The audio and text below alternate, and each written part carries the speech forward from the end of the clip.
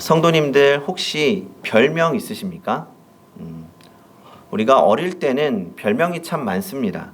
하지만 이 나이가 들면서 별명이 점점 안 불리게 되죠. 그러다가 어렸을 적 친구들을 만나게 되면 다시 별명이 불리고 그때의 추억으로 돌아가게 됩니다. 저도 여러 가지 별명이 있었습니다. 그 중에서 가장 기억에 남는 별명 중 하나가 헬렌 켈러입니다. 제가 어렸을 적에 똑똑하고 명석해서 헬렌 켈러라고 불린 것은 절대 아닙니다. 제가 어떤 일에 집중하면 누가 저를 불러도 잘 듣지 못합니다. 그래서 이 대학교 때 친구들이 저를 부르다가 답답했던지 아무리 불러도 잘 듣지 못한다고 그래서 저를 헬렌 킬러라고 불렀습니다. 또 덕분에 제 옆에 있는 친구는 설리반이라는 별명이 붙었습니다. 제가 못 들으면 그 친구가 듣고 저를 불러주곤 했습니다. 그런데 이 집중하면 못 듣는 현상이 시간이 지나도 잘 해결되지 않았습니다. 집에서도 아내나 윤희가 저를 불러도 제가 다른 곳에 집중하고 있으면 절 부르는 걸 잘 듣지 못합니다. 그러니까 윤희가 저를 부를 때 아빠를 여러 번 부를 때가 많습니다. 지금도 그게 습관이 돼서인지 아빠를 부를 때 한 번 부르지 않고 아빠 두 번 반복해서 부르는 경향이 있습니다. 그런데 아내가 그 모습을 보면서 답답해하는 거죠. 사실 저는 좀 집중하면 못 들을 수 있지라고 생각했는데 최근에는 제 주변에 있는 사람들이 저를 보면서 얼마나 답답했는지 알 수 있는 그런 일들이 좀 생겼습니다. 바로 윤희와 연희 덕분입니다. 윤희도 저를 닮아서인지 TV를 보거나 자신이 집중하고 있는 일이 있으면 불러도 잘 듣지 못하고 대답도 안 합니다. 그러면 여러 번 부르다가 부르는 제가 화가 나는 거죠. 그리고 어떤 때는 분명히 들은 것 같은데 자신이 하고 있는 일을 멈추고 싶지 않아서인지 들어도 못 들은 척 할 때가 있는 것 같습니다. 그러면 그 모습을 보면서 답답한 거죠. 아무리 불러도 대답도 없고 가만히 있으니까. 덕분에 저를 보면서 답답해했던 친구들의 마음을 알게 되었고 또 한 가지도 깨닫게 되었습니다. 다름 아니라 하나님께서 우리를 부르시면서 얼마나 답답하셨을까 하는 것입니다. 하나님도 우리를 부르십니다. 다양한 방법으로 우리를 부르시며 우리에게 말씀하십니다. 그런데 우리는 하나님의 부르심을 듣지 못합니다. 왜요? 우리는 하나님이 아닌 다른 곳에 집중하고 있기 때문입니다. 나를 즐겁게 하는 일들, 내가 관심 있는 것들에만 집중하고 있다 보면 하나님의 부르심을 듣지 못합니다. 때로는 하나님의 부르심 같기도 한데 내가 하고 있는 일이 먼저라서 부르심은 잠시 뒤로 미루어 두고 나에게 집중할 때도 있습니다. 그렇게 하나님께서 우리를 부르실 때 듣지 못하거나 듣고도 외면한다면 우리를 부르시는 하나님께서 얼마나 답답하고 속상하실까요? 오늘 말씀은 하나님의 부르심에 응답하는 어린 사무엘의 이야기입니다. 사무엘을 보면서 하나님의 음성을 듣고 사는 삶에 대해 생각해 보려고 합니다. 1절입니다. 아이 사무엘이 엘리 앞에서 여호와를 섬길 때에는 여호와의 말씀이 희귀하여 이상이 흔히 보이지 않았더라. 1절을 보면 당시에 여호와의 말씀이 희귀하다고 표현합니다. 여기서 희귀는 히브리어로 야카르라고 하는데 귀중하다라는 의미와 드물다라는 의미를 동시에 갖고 있습니다. 그러니까 값비싼 보배를 찾기가 어렵듯이 이 당시에 하나님의 말씀을 찾기가 힘들었던 시대라는 것을 보여주고 있습니다. 그러면 여기서 우리가 먼저 생각해 봐야 될 것이 있습니다. 하나님의 말씀이 희귀했던 이유는 하나님께서 말씀하지 않으셨기 때문일까요? 그렇지 않습니다. 하나님은 이스라엘 향해서 늘 말씀하셨습니다. 때로는 선지자를 보내고 하나님의 사람을 보내고 천사들을 보내며 말씀하셨습니다. 하지만 당시에는 하나님의 말씀을 듣는 사람들이 별로 없었다는 것입니다. 그렇다면 오늘 우리가 사는 이 시대는 하나님의 말씀이 희귀한 시대일까요? 아니면 넘치는 시대일까요? 표면적으로만 본다면 말씀이 넘치는 시대입니다. 집집마다 성경이 있는 것은 물론이고 TV만 틀면 유명한 목사님들의 설교가 흘러나옵니다. 하지만 하나님의 말씀이 정말 넘친다고는 할 수 없을 것입니다. 풍요 속의 빈곤이라고 할 수 있죠. 말씀이 넘치는 것처럼 보이지만 정작 하나님의 말씀을 바로 전하는 자, 하나님의 말씀을 바로 듣는 자, 하나님의 말씀대로 사는 자가 희귀한 시대가 바로 오늘의 시대입니다. 그렇게 하나님의 말씀이 희귀한 시대, 하나님의 말씀을 듣는 한 사람이 나타납니다. 바로 아이 사무엘이죠. 역사가 요세푸스는 당시 사무엘의 나이를 12살 정도로 추정합니다. 왜냐하면 고대 이스라엘에서는 12살부터 본격적으로 사회활동에 참여할 수 있었기 때문입니다. 그러니까 오늘날로 따지면 초등학교 한 4, 5학년 그 정도 되는 나이인 겁니다. 그렇게 어린 사무엘의 무엇으로 하여금 하나님이 그에게 말씀하시고 또 하나님의 말씀을 들을 수 있었던 걸까요? 2절과 3절을 보겠습니다. 하나님의 등불은 아직 꺼지지 아니하였으며 사무엘은 하나님의 궤 있는 여호와의 전 안에 누워 있었더니 지금 엘리와 사무엘을 비교해서 대조하고 있는 표현이 있습니다. 2절을 보면 엘리는 자기 처소에 누웠고 3절을 보면 사무엘은 여호와의 전 안에 누웠다고 설명합니다. 여기서 엘리가 잘 시간에 자기 처소에 가서 잠을 잔 게 뭐가 잘못된 건가 라고 생각할 수 있습니다. 그런데 여기서 누웠고 라는 단어는 히브리어로 쇼케브라고 하는데 이 분사의 형태를 보면 상태의 지속성을 나타내고 있습니다. 그러니까 엘리 제사장은 자기 처소에 지속적으로 누워 있었다는 것을 표현하면서 하나님과의 거리감을 사무엘과 대조적으로 강조하고 있는 겁니다. 반대로 사무엘은 늘 여호와의 전에 지내면서 하나님과의 관계를 지속적으로 유지하고 있었다는 것입니다. 그러니까 지금 사무엘이 어느 날 갑자기 오늘은 여호와의 전에서 잠을 자야지 하고 간 날 자다가 하나님의 음성을 들은 것이 아닙니다. 사무엘은 여호와의 전에서 늘 일을 하고 또 기도하다가 잠드는 것이 일상이었을 겁니다. 하나님과 늘 가까운 관계 안에서 지내고 있었던 거죠. 그러던 중에 하나님께서 사무엘을 향해 부르시는 그 음성을 듣게 됩니다. 성도 여러분, 어느 날 갑자기 하나님의 음성은 어느 날 갑자기 들리고 깨닫는 것이 아닙니다. 하나님과의 가까운 관계를 지속하는 삶 가운데 하나님의 음성을 듣게 됩니다. 내가 은혜를 받고 싶다고 어느 날 교회 간다고 갑자기 은혜 받는 건 아닙니다. 내가 하나님과 가까워지기를 늘 사모하고 은혜의 자리에 지속적으로 참여하고 하나님과의 관계를 유지하기 위해서 나의 경건 생활을 유지할 때 하나님께서 말씀하시는 것을 듣고 깨닫게 되는 것입니다. 오히려 저는 그런 생각을 합니다. 하나님께서 우리에게 끊임없이 말씀하시는데 우리가 하나님과의 거리가 너무 멀어서 우리에게 닿지 않는 것은 아닌가 하고 말입니다. 그래서 우리는 하나님과 깊은 관계를 유지하고 또 하나님의 부르심을 들을 수 있는 통로가 무엇인지 알고 잘 사용할 필요가 있습니다. 첫 번째는 지속적인 묵상입니다. 3절을 보면 하나님의 궤가 있는 여호와의 전이라고 표현합니다. 언약궤 안에는 하나님의 율법의 핵심인 십계명을 기록한 두 돌판이 있습니다. 그래서 언약궤는 하나님의 말씀을 상징합니다. 사무엘이 하나님의 말씀을 사모하여서 그것을 가까이 했음을 상징적으로 표현하고 있습니다. 그렇게 사무엘이 하나님의 율법을 깊이 있게 묵상하고 연구하는 가운데 하나님의 음성을 듣게 된 것이죠. 하나님의 말씀을 사모하면서 듣는 것을 묵상이라고 합니다. 묵상을 영어로는 메디테이션이라고 하는데 이 말은 메디신, 약의 어원과 같습니다. 마치 약이 우리 몸에 들어와서 온몸에 퍼져 약효를 내는 것처럼 하나님의 말씀이 우리 심령에 들어와 영향을 미치는 것이 묵상입니다. 폴 트루니에라고 하는 스위스의 내과 의사가 있습니다.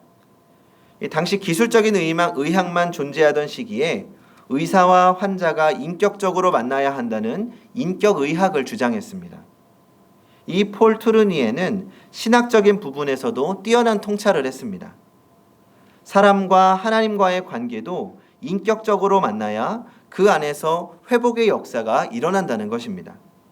그러면서 묵상에 대해 이렇게 말합니다. 묵상은 하나님의 음성을 기다리는 것이다. 우리가 경건의 시간을 꾸준히 가질 때 침묵 가운데 우리 마음에 떠오르는 생각, 말씀이 곧 하나님의 음성이다. 두 번째는 사귐의 기도입니다. 최근 집중경건 훈련 과정으로 사귐의 기도라는 책을 읽고 있습니다. 그러니까 하나님과 교제하기 위해서 이 책을 읽어야 한다고 말씀드리는 것 당연히 아닙니다. 우리 기도의 목적이 하나님과의 사귐이 되어야 한다는 것입니다. 우리는 기도를 나의 문제 해결을 위한 도구로 생각하는 경향이 있습니다. 그런데 기도의 목적이 문제 해결이나 내가 원하는 것을 구하는 것이 될 때 기도는 지속성을 잃어버리게 됩니다. 문제가 없으면 기도하지 않습니다. 또 기도로 문제가 해결되지 않으면 기도의 매력을 잃어버리게 됩니다. 물론 기도를 통해 우리의 삶의 문제를 해결해 가야 합니다. 그러나 기도의 목적은 문제 해결이 첫 번째가 아닙니다. 기도는 하나님과 인격적으로 사귀는 것입니다. 하나님을 사모하여서 지속적으로 만나는 것, 마음과 영혼을 열고 하나님과 소통하는 것이 기도입니다. 그래서 우리는 하나님과의 사귐을 목적으로 기도해야 합니다. 나의 마음을 하나님께 솔직하게 고백하고 하나님께서 나에게 하시는 말씀을 듣는 시간이 된다면 기도는 우리 삶에 있어서 가장 행복하고 의미 있는 시간이 될 것입니다. 내 삶에 문제가 있든 없든 하나님과의 지속적인 관계 안에서 살아가는 것이죠. 그런데 오늘 말씀에서 재미있는 부분이 있습니다. 사무엘이 마지막으로 하나님의 부르심을 듣고 하나님의 뜻을 전달받은 장소가 어디입니까? 9절 뒷부분입니다. 이에 사무엘이 가서 자기 처소에 누우니라. 사무엘이 본문에서 마지막으로 하나님의 음성을 듣고 뜻을 전달받은 장소는 여호와의 전이 아니라 자기 처소입니다. 사무엘은 여호와의 전에서만 하나님과의 관계를 맺은 것이 아닙니다. 사무엘은 어디에 있든 늘 하나님과의 깊은 관계성을 유지하고 있었습니다. 우리가 하나님과 늘 깊은 관계 안에 있다면 묵상이 생활화되어 있고 사귐의 기도가 내 삶의 가장 행복한 시간이 된다면 그렇게 하나님과 늘 가까운 관계 안에서 살고 있다면 어디에 있든 무엇을 하든 하나님의 음성을 들을 수 있습니다. 그래서 중요한 것은 지속성입니다. 묵상과 기도는 이벤트와 같은 데이트가 아니라 함께 살아가는 시간입니다. 제가 하나님의 음성을 듣는 방법 두 가지에 대해서 말씀드렸습니다. 지속적인 묵상과 사귐의 기도. 사실 이 두 가지 방법을 몰라서 사용하지 않는 분들은 없을 것입니다. 하지만 너무 바빠서 혹은 다른 것이 더 중요해서 묵상과 기도가 우선순위에 밀리는 것이 현실입니다. 당연히 우리가 정말 하나님과의 깊은 관계 안에서 그 음성을 듣는 삶을 살고 싶다면 먼저 우리는 우리의 우선순위를 바꾸어야 합니다. 그리고 정말 중요한 것은 그 다음입니다. 하나님의 음성을 듣는 것, 하나님의 부르심을 듣고 하나님의 뜻을 깨닫는 것으로 끝나서는 안 됩니다. 하나님의 부르심에 대한 우리의 응답이 중요합니다. 오늘 사무엘의 이야기가 전하는 또 다른 중요한 이야기가 바로 그것입니다. 오늘 하나님의 뜻을 알게 된 사람은 누구입니까? 하나님의 뜻을 깨달은 사람이 누구죠? 사무엘입니까? 아니면 엘리입니까? 둘 다입니다. 사무엘이 처음 하나님의 부르심을 듣게 되었을 때 사무엘은 엘리 제사장이 부른 거라고 착각합니다. 그래서 엘리를 찾아가지만 엘리는 자신이 부른 적이 없다고 합니다. 똑같은 일이 세 번 반복되자 두 번 반복되자 엘리는 뭔가 심상치 않다는 것을 깨닫게 됩니다. 그리고 사무엘에게 이번에도 똑같은 일이 있다면 여호와여 말씀하옵소서 주의 종이 듣겠나이다 라고 말하도록 시킵니다. 그리고 사무엘은 하나님의 음성을 듣게 되죠. 그런데 내용이 무섭습니다. 하나님께서 엘리의 집안을 심판하시겠다고 합니다. 그리고 사무엘이 너무 무서워서 어떻게 해야 하나 걱정하고 있자 엘리는 사무엘을 재촉해서 하나님의 뜻을 듣게 됩니다. 그리고 엘리만 알게 되었을까요? 당연히 자신의 자식들에게도 그 이야기를 전달했을 겁니다. 그런데 그 아들들의 행동은 전혀 변하지 않았습니다. 여전히 하나님과 사람들을 속이는 거짓 제사장의 모습으로 살아갑니다. 요약하면 사무엘은 순종했고 엘리는 미적거렸고 아들들은 거절했습니다. 성도 여러분, 우리가 하나님의 뜻을 아는 것으로 우리의 삶이 변하지는 않습니다. 하나님의 뜻을 듣는 것 이상으로 중요한 것은 하나님의 뜻대로 행하는 것입니다. 하나님께서 사무엘을 통해 엘리 집안에 경고하신 이유가 무엇입니까? 저주를 목적으로 말씀하신 것이 아니죠. 회개하도록 요청하신 것입니다. 그러나 엘리의 아들들은 듣고도 외면했습니다. 그리고 결국 하나님의 말씀대로 엘리의 집안은 비참한 결과를 맞게 됩니다. 그리고 이 비참한 결과는 사실 스스로 불러온 것과 마찬가지입니다. 엘리 제사장이 하나님으로부터 경고를 받은 것은 이번이 처음이 아닙니다.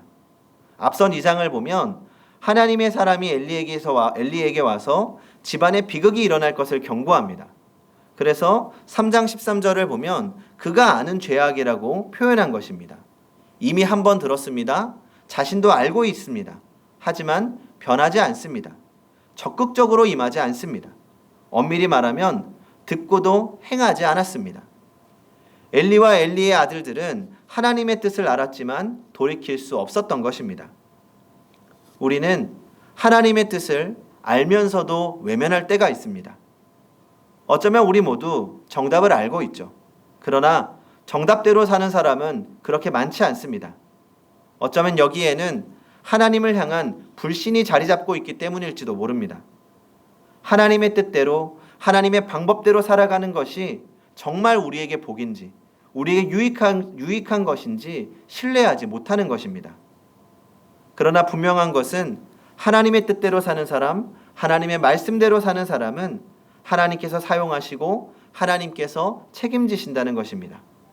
사무엘을 보십시오.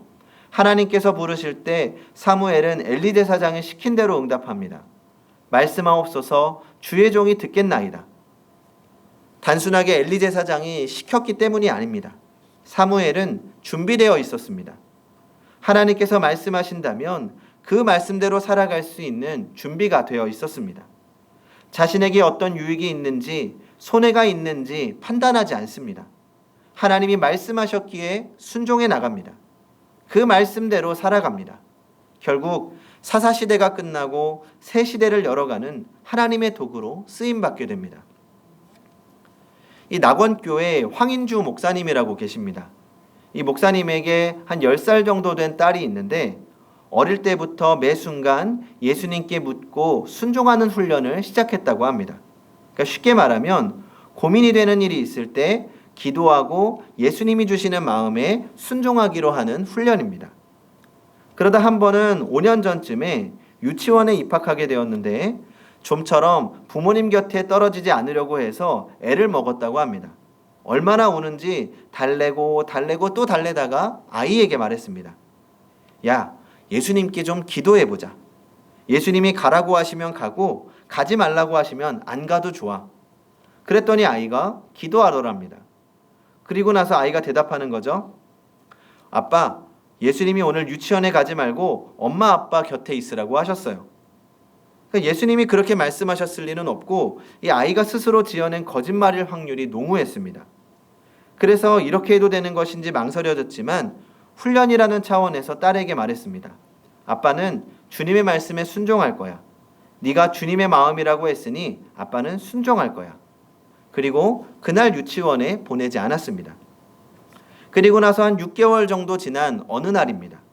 아이가 또 유치원에 가지 않겠다고 떼를 쓰기 시작합니다. 목사님은 다시 아이에게 기도해 보라고 했습니다. 예수님이 가라고 하면 가고 가지 말라고 하면 안 가도 좋아. 그러자 잠시 기도하더니 말하더랍니다. 아빠, 유치원 갈게요. 목사님이 왜 그렇게 결정했는지 물어보았더니 예수님이 가라고 하시니까 가야지요 라고 하더랍니다. 부모의 협박도 안 통하던 딸아이의 마음이 한순간에 바뀌었습니다. 그러면서 딸아이가 한마디 덧붙이더랍니다. 아, 진짜 가기 싫었는데.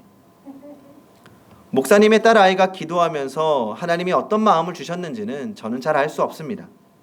이번에도 거짓말을 하려다가 예수님이 주시는 마음으로 마음을 돌이켰는지 아니면 정말 아이에게 주님께서 감동을 주셨는지는 알 수 없습니다. 하지만 아이가 기도하는 중에 하나님이 주시는 마음에 순종했다는 것은 알 것 같습니다. 그리고 하기 싫은 일이었지만 주시는 마음에 순종하는 그 모습이 하나님께는 얼마나 예뻐 보였을까요? 성도 여러분, 우리는 지금 코로나 시대를 지나면서 한국교회의 민낯을, 그리고 우리 자신 신앙의 민낯을 직면하고 있습니다. 그리고 이제는 새로운 시대를 열어가야 하는 상황입니다. 하나님께서는 새 시대를 열어갈 사람들을 찾고 계십니다. 그러므로 이제 우리의 길을 활짝 열어 하나님의 부르심을 들어야 합니다. 안타까운 마음으로 반복해서 부르시는 하나님의 음성을 이제는 들어야 합니다.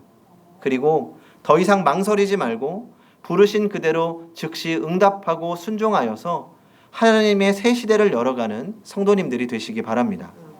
기도하겠습니다.